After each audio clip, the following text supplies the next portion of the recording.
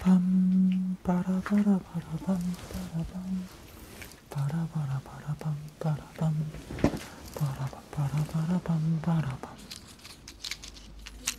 빰 빠라바라바라밤 빠라밤 빠라바라바라밤 빠라밤. 왜 안 붙냐 불이.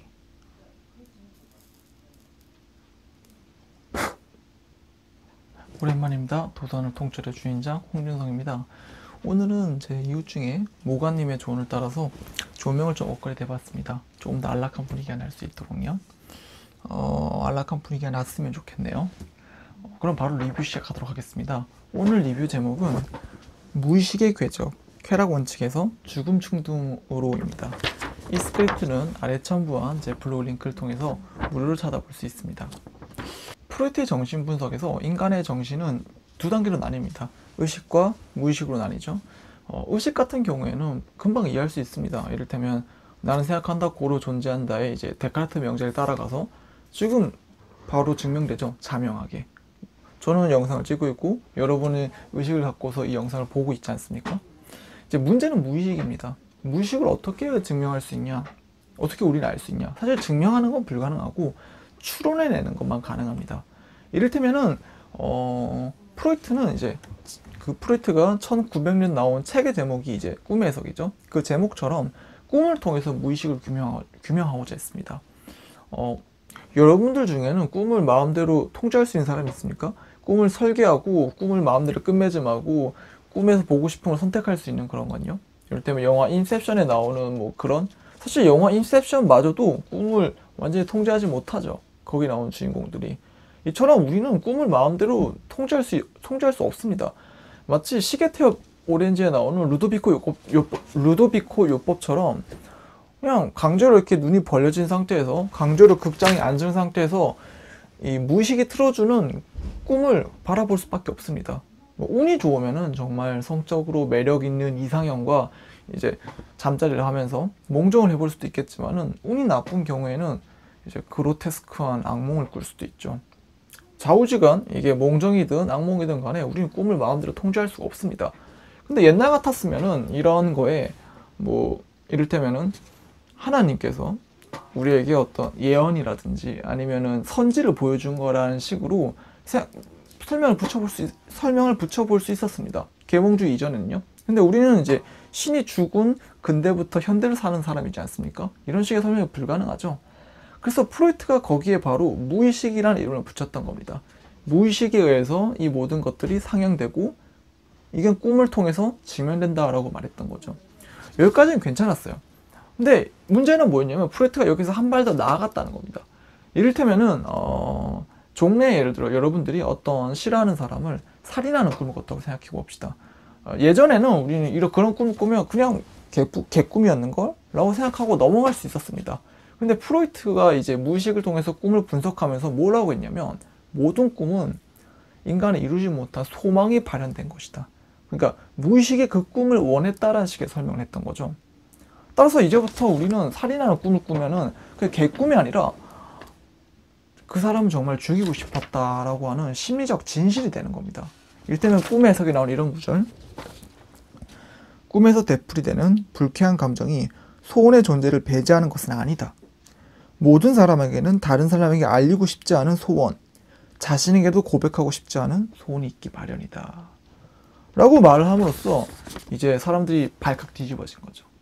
왜냐하면은 프로이트 이전에, 그러니까 18세기에 17, 18세기를 지배했던 칸트의 어떤 계몽주의적 사조는 인간이, 이를테면 칸트가 적었던 계몽이란 무엇인가에 대한 답변에 보면은 인간이 이제 미성숙의 상태에 있었지만은 이제 계몽기를 거치면서 스스로 생각하고 움직일 수 있는 어떤 성년의 상태, 계몽된 상태에 도달해야 한다는 식으로 인간의 자유의지와 진보를 긍정했습니다. 굉장히. 근데 지금 이제 프로이트가 그렇게 만들어진 계몽적이고 진보적인 인간상의 자존심에 스크래치를 낸 거죠.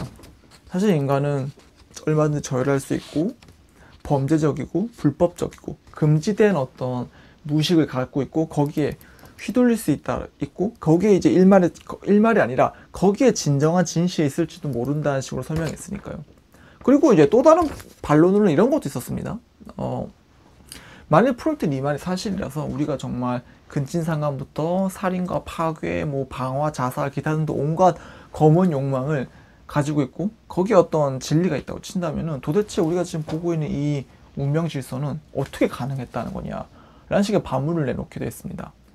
우선 전자 같은 경우에는 그냥 불만이고 그냥 한낱 입장이 불과하기 때문에 무시할 수 있지만 후자의 질문, 어떻게 우리 문명이 가능할 수 있었느냐라는 질문은 대답할 만한 가치가 있는 질문이었죠. 따라서 프로이트가 여기에 대답을 하게 됩니다. 그래서 그 대답으로 프로이트가 현실 원칙이라는 걸 내놨습니다. 이게 무슨 말이냐면은 무의식이 있고 의식이 있고 무의식이 의식에 굉장히 많은 영향을 미치는 건 사실이지만 그럼에도 불구하고 이 의식이 무의식을 통제한다. 검열하고 지배할 수 있고 이 무의식 욕망을 끊임없이 억누르고 억압할 수 있다라는 설명을 내놨습니다. 그 이유는 이제 그렇게 하지 않으면은 우리가 생존하거나 이제 계속해서 나아갈 수 없기 때문에 이제 의식을 통해서 무의식적 욕망을 적절하게 타협을 보고 통제할 수 있다라는 해결책을 그런 설명을 내놨던 거죠. 굉장히 진화론적이죠. 이제 프로이트의 이제 많은 설명들은 굉장히 생물학적이고 진화론적인 토대 위에서 움직입니다. 그러니까 그래서 프로이트가 정신분석 얘기를 내놨을 때 자기의 정신분석이 이제 과학이 될 수 있다라고 강력하게 주장하면서 이제 실제로 이제 미국이나 우리나라 같은 경우에는 안 그렇지만 유럽 같은 경우에는 실제로 이제 대학 학제 시스템 내에 정신분석 학과를 집어넣은 데 성공합니다. 그러니까 정식 학문이 된 거죠. 프로이트의 소망대로. 자오관 다시 이 얘기로 돌아오자면 이제 프로이트의 어떤 정신분석, 의식과 무의식이라고 하는 정신의 이원적인 구조는 철저하게 자기 보존 충동에 지배를 받습니다. 지배를 받도록 설명되고 있습니다. 그래서 프로이트의 정신분석이라고 하는 건 무의식 충동을 마음대로 내뿜어내는 어떤 광인에 대한 것이 아니라 되레 그런 어떤 광적인 무의식을 통제할 수 있는 엄격한 검열관으로서의 의식을 얘기하는 굉장히 합리주의적인 사조를 따라갔습니다. 적어도 전기까지는 그랬어요. 이제 이 말인즉 후기에 가면 프로이트가 바뀌게 된다는 거죠. 사실 여기까지만 얘기했을 때 프로이트의 정신분석이 마치 인간의 정신을 완전히 규명해내고 정복한 것 같은 인상을 줍니다. 실제 프로이트도 그렇게 생각했고요. 근데 이제 이게 인생이 사실 만사 마음대로 흘러가진 않죠. 문제에 봉착하게 됩니다.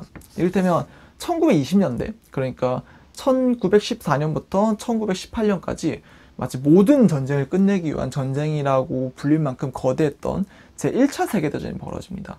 이제 그 포화 속에서 이제 수많은 끔찍한 총력전과 끔찍했던 수많은 사상자들이 나왔죠. 이제 그런 전쟁이 끝나고 그 전쟁에 참여했던 수많은 병사들이 다시 고향으로 돌아왔겠죠. 이제 고향으로 돌아왔는데 이 병사들이 이전에 프로이트가 알고 있던 정신분석 지식이나 임상 사례로 설명할 수 없는 증상들을 보이게 됩니다. 그게 바로 이제 일템 이런 거였죠. 분명히 전쟁터가 아니라 일상으로 복귀했는데 걷다가 갑자기 살짝 끓이는 소리에 마치 폭탄이 터지는 것 같은 환청을 듣는다던가 아니면 그냥 정육점에 가서 고기를 먹으려는데 그 고기를 보면서 이제 참호에서 갈기하게 찢겨진 시체 조각을 갑자기 환각으로 보게 된다든지 그런 식의 어떤 수많은 장애 현상들을 겪게 됐습니다. 그리고 그 장애 현상은 이제 한 번 나타나는 게 아니라 일상에서 자꾸 반복적으로 나타나는 반복 강박의 형태로 나타났죠. 이게 오늘날 용어로 말하면 이제 오늘날의 현대의학 용어로 말하자면 PTSD가 나타난 겁니다.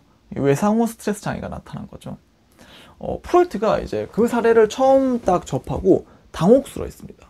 왜? 그럴 수밖에 없었던 것이 이 종래 프로이트 이론에서는 어떤 무의식이 있고요. 그 무의식이 가지고 있는 어떤 수많은 충동들, 이를테면은 강간부터 시작해서 도둑질, 살인, 방화, 혹은 자살, 그 외에 혹은 설명하기 힘든 그로테스크하고 괴상하게 짝이 없는 충동들을 모두 쾌락 원칙. 그러니까 우리가 이해 못할 수준의 어떤 행동이 아니라 뭐 그걸 통해서 성취하고 싶은 바가 있었다라는 식으로 쾌락 원칙을 통해서 그걸 서술해냈는데 지금 만나게 된 이 PTSD의 사례들 이를테면은 걷고 있다가 갑자기 폭탄이 터지는 것 같은 굉음에 막 미쳐가지고 엎드리고 슬퍼하고 몸을 바들바들 떠는 데서 어떻게 쾌락을 추론낼 수 있겠습니까?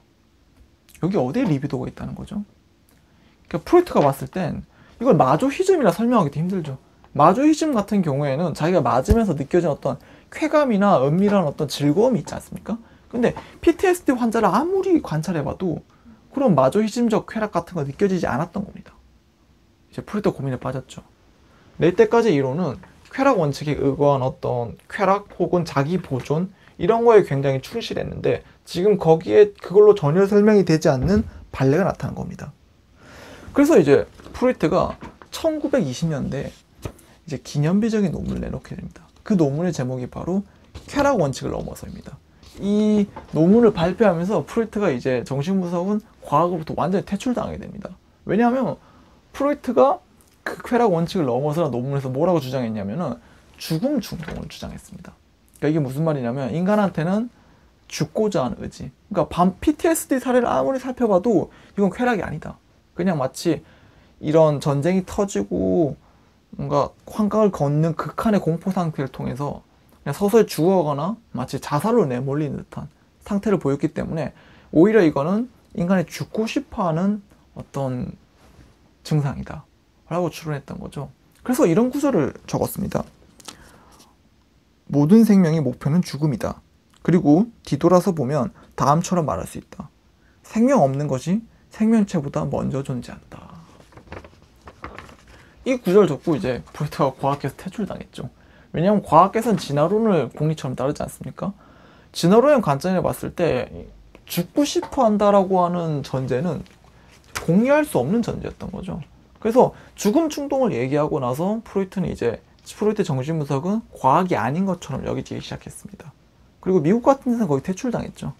이제 물론 유럽에서는 아직 학주로 유지되고 있긴 하지만 좌우지간 이제 이로써 무의식은 쾌락을 추구하는 듯 하면서도 동시에 죽음을 추구하는 건지도 모르는 우리가 알 수 없는 검은 우주가 되어버렸습니다. 여러분 물론 쾌락과 죽음은 근친 관계입니다. 이를테면 우리 일상에서 이런 단어 쓰지 않습니까? 어떤 A라는 것을 얻을 수만 있다면 죽어도 좋아. 혹은 너 죽고 나 죽자. 그러니까 어떤 욕망을 성취하기 위해서 기꺼이 내 삶을 내던질 수 있는 그런 식의 어휘들을 많이 쓰죠. 여기서 알 수 있듯이 죽음이라고 하는 것은 어떤 욕망을 성취하기 위해서 기꺼이 내걸 수 있는 판돈 같은 개념으로 작용합니다. 그렇지만 의문이 사라지진 않죠. 이를테면은 우리는 욕망을 성취하기 위해서 내 삶을 이제 죽음으로 내던질 수 있는 건가? 그러니까 욕망을 위해서 죽음을 무릅쓸 수 있는 것인가? 아니면은 반대로 그런 걸 이제 믿기로 해서 사실은 우리가 은밀하게 추구하는 건 죽음이 아닐까? 그냥 죽어버리고 싶은 게 아닐까? 이제 그런 의문이 사라지지 않죠. 여기에 대한 답은 알 수 없습니다. 아마 영원히 알 수 없을 거예요. 하지만 여기서 확실한 것은 이제부터 이제 무의식이라고 하는 것은 쾌락 원칙이나 리비도를 벗어난 그 무언가가 됐다는 것입니다. 덕분에 증오와 사랑의 경계가 모호하게 돼버렸죠. 이만 마치겠습니다.